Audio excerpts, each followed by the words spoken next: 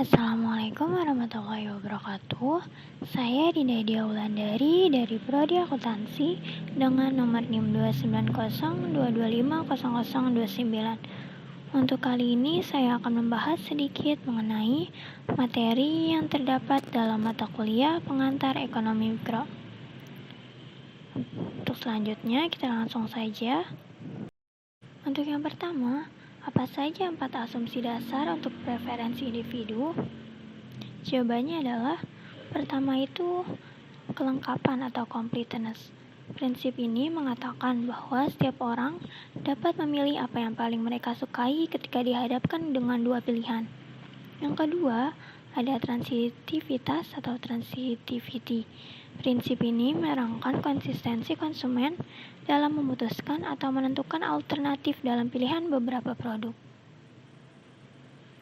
Yang ketiga yaitu banyak lebih baik daripada kurang atau sedikit, atau more is better than less.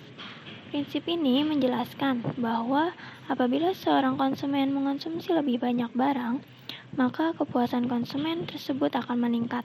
Hal ini dapat dijelaskan melalui kurva indifference atau indifference curve yang semakin meningkat akan memberikan kepuasan yang lebih baik. Untuk yang keempat yaitu mengurangi tingkat marginal substitusi atau diminishing marginal rate of substitution. Prinsip ini berarti bahwa kurva indifference adalah cembung dan kemiringan indifferent kurva meningkat atau menjadi kurang negatif saat kita bergerak ke bawah di sepanjang kurva. Sebagai konsumen, bergerak di sepanjang kurva serta rela menyerahkan lebih sedikit unit barang secara vertikal sebagai ganti untuk 1 unit lagi barang pada sumbu horizontal. Untuk yang kedua yaitu mengapa kurva indiferensi tidak dapat saling berpotongan? Jawabannya adalah hal ini dikarenakan setiap kurva indiferensi ini bersifat konsisten dalam menunjukkan tingkat kepuasan yang berbeda, atau bisa dibilang tidak mungkin diperoleh kepuasan yang sama dari kurva yang berbeda. Selanjutnya yang ketiga, mengapa tingkat substitusi marginal dua barang harus sama dengan rasio barang tersebut agar kepuasan konsumen mencapai kepuasan maksimal? Jawabannya, karena tingkat marginal substitusi ini adalah tingkat di mana konsumen bersedia untuk mengorbankan satu barang untuk mendapatkan lebih banyak barang lain, tetapi tetap memiliki kepuasan atau utilitas yang sama. Jika kurva indifferent konsumen tidak mematuhi asumsi diminishing marginal rate substitution, maka konsumen tersebut tidak bisa dibilang atau tidak akan mencapai kepuasan maksimal. Jadi, agar kepuasan konsumen mencapai kepuasan maksimal tersebut, maka harus mematuhi asumsi-asumsi yang ada pada MRS tersebut. Selanjutnya yang keempat adalah apa itu istilah ceteris paribus? Ceteris paribus itu ialah kondisi sebuah asumsi dasar yang berarti faktor-faktor lain dianggap tetap. Asumsi ini berguna menyederhanakan berbagai formulasi dan deskripsi dari beragam anggapan ekonomi, seperti pada hukum permintaan dan penawaran. Namun, faktor-faktor lain seperti pendapatan, selera, dan harga barang lain dianggap konstan, normal, atau tidak berubah. Untuk yang kelima, apa perbedaan fungsi produksi jangka pendek dan fungsi produksi jangka panjang? Perbedaan produksi jangka pendek dan produksi jangka panjang terletak pada penggunaan faktor produksi, di mana pada produksi jangka pendek, faktor produksi ini dibedakan menjadi dua, yaitu faktor produksi tetap atau fixed input dan variable input. Dalam fungsi produksi jangka pendek, rasio faktor berubah karena satu input bervariasi, sedangkan sisanya tetap bersifat alami. Tingkat aktivitas tidak berubah dalam fungsi produksi jangka pendek. Sementara, pada produksi jangka panjang, semua faktor produksi dianggap sebagai variabel input. Dalam fungsi produksi jangka panjang, proporsi faktor tetap sama karena semua input faktor bervariasi dalam proporsi yang sama. Perusahaan juga dapat memperluas atau mengurangi tingkat aktivitas dalam fungsi produksi jangka panjang. Untuk yang keenam, yaitu mengapa produk marginal dapat meningkat dan kemudian menurun dalam jangka pendek. Hal ini dikarenakan produk marginal yang menurun atau dekreasi marginal produk terjadi ketika menggunakan satu unit input lagi menghasilkan peningkatan total output yang lebih kecil daripada input sebelumnya. Dalam situasi ini, total output tumbuh tetapi pada tingkat jatuh. Sedangkan produk marginal yang meningkat atau increasing marginal product terjadi ketika menggunakan tambahan satu unit input menghasilkan peningkatan total output yang lebih besar daripada unit input sebelumnya. Dalam situasi ini, total output meningkat atau kemiringan positif pada tingkat pertumbuhan yang bertambah. Untuk yang ke-8, apa yang dimaksud dengan kurva isokuan? Dan dapatkah disebut kurva isokuan memiliki kemiringan ke atas?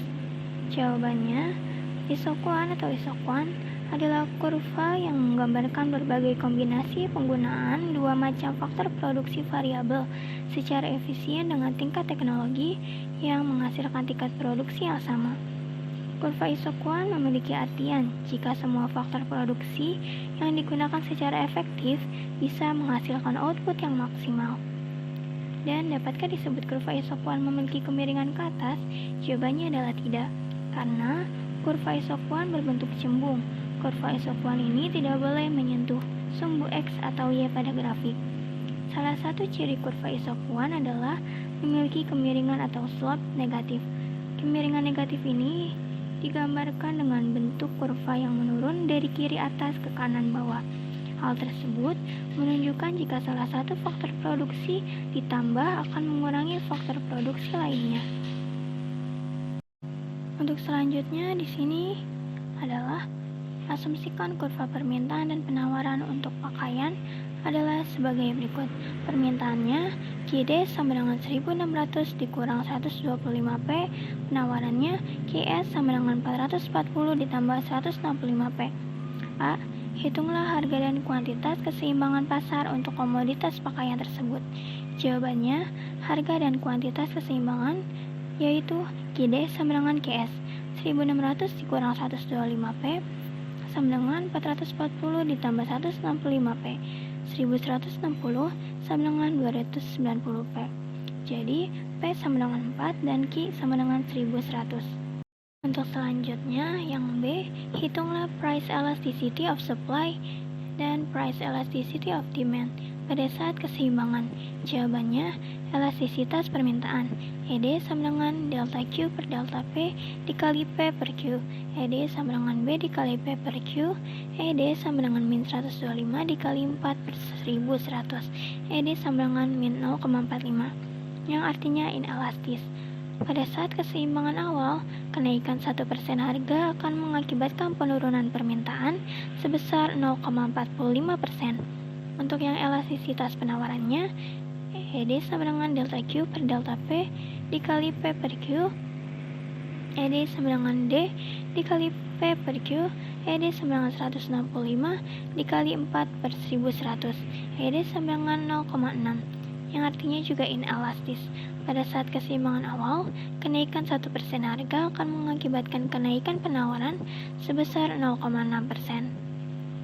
Selanjutnya yang C, arti dari price elasticity of supply dan price elasticity of demand yang diperoleh apabila pemerintah memberikan subsidi harga sehingga harga pakaian per unit di pasar menjadi sebesar Rp4,5.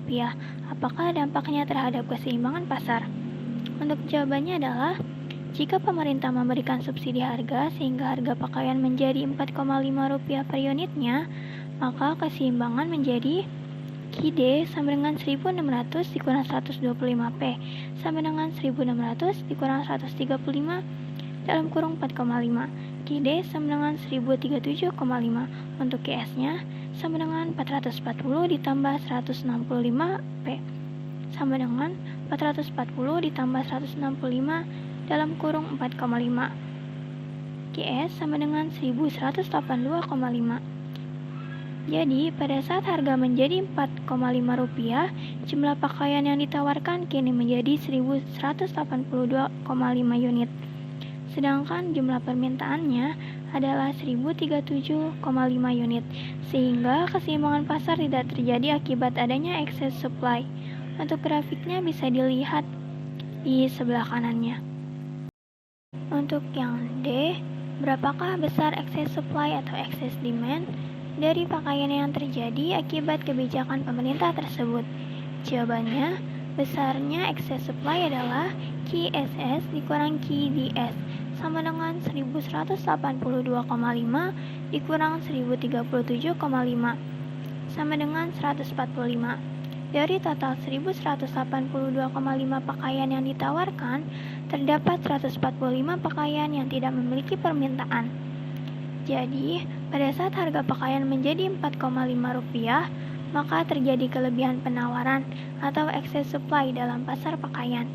Besar excess supply tersebut adalah 145 unit, atau selisih kuantitas penawaran dan kuantitas permintaan. Untuk selanjutnya yaitu lengkapilah kolom kosong tabel di bawah ini A, B, C, D, E, F, G, H, I, J dan jelaskan the law of diminishing return dengan melengkapi tabel di bawah ini.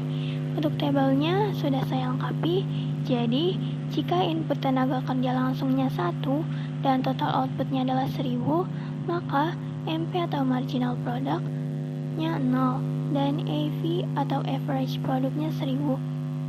Jika input tenaga kerja langsungnya 2 dan total outputnya 1200, maka marginal produknya adalah 200 dan AV atau average produknya 600.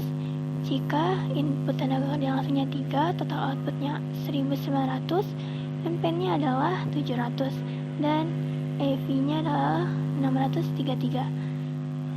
Dan jika input tenaga kerja langsungnya 4, total outputnya 2100, MP-nya adalah 200 dan AV-nya adalah 525. Dan jika input tenaga kerja langsungnya 5, total outputnya 2,5, MP-nya adalah 400 dan AV-nya adalah 500. Jadi, the law of diminishing return itu menyatakan bahwa jika salah satu faktor produksi bertambah secara terus-menerus, maka produksi total akan bertambah terus dengan pertambahan semakin mengecil sampai total produksi mencapai maksimum, dan bila ditambah lagi, maka produksi total akan berkurang. Sekian, mungkin itu saja dari saya. Apabila ada kesalahan kata maupun untuk perhitungannya, dan jika ada kalimat yang kurang dimengerti, mohon dimaafkan. Wabillahi taufiq wal hidayah. Wassalamualaikum warahmatullahi wabarakatuh. Terima kasih.